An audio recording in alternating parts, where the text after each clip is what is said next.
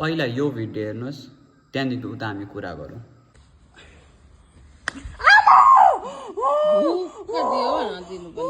अस्ति फेसबुकमा भिडियो हेर्दै गर्दाखेरि चाहिँ हाम्रो आदित्य गुरुङ दाजुको भिडियो हेरेको थिएँ, जुनले चाहिँ यो आन्टीको बारेमा कुरा गर्नुभएको थियो। आन्टी, यसमा तपाईँ रिसाएर केही फाइदा छैन हो। तपाईँको नानीलाई नि अलिकति डिसिप्लिन र रेस्पेक्ट भन्ने कसरी गर्नुपर्छ भने चाहिँ तपाईँले सिकाउनु पर्ने रहेछ क्या। त्यसरी अहिलेदेखि आफ्नो आमालाई हात उठाउने नानीले भोलि पर्सि गएर तपाईँको वृद्धकालमा के गर्ला त्यो पनि अहिलेदेखि सोच्नु होला।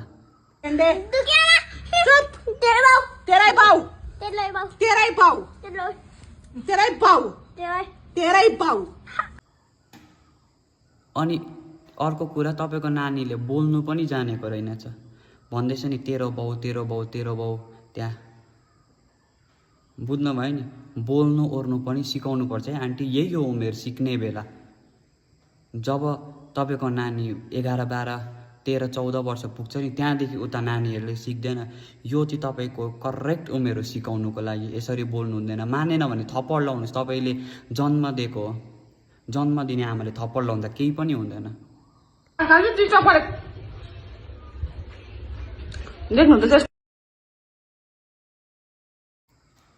आदित्य दाजु, तपाईँले भन्नुभएको एकदम सही कुरा हो। यसरी लात हिर्काउँदैछ, यसरी थप्पड हिर्काउँदैछ, त्यो अलिअलि होइन। त्यो अगाडिको भिडियोमा त्यहाँ तपाईँहरू सुन्नुहोस् त राम्रो, त्यो भिडियो सुट गर्ने आन्टी हुनुहुँदो रहेछ, उसले त भन्दैछ मजाले हिर्काए त भनेर। अहिलेदेखि यसरी हिर्काउने नानीले भोलि पर्सि आन्टी तपाईँलाई के गर्ला? पहिला चाहिँ तपाईँको नानीलाई डिसिप्लिन अनि रेस्पेक्ट कसरी गर्नुपर्छ भनेर सिकाउनु होला।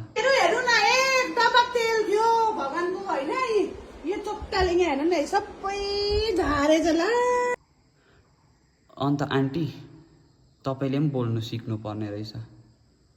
कस्तो भाषा प्रयोग गर्नुभएको तपाईँले? यो चोक्टाले। तपाईँले नि त्यस्तो भाषा प्रयोग गरेपछि तपाईँको छोराले के सिक्ला?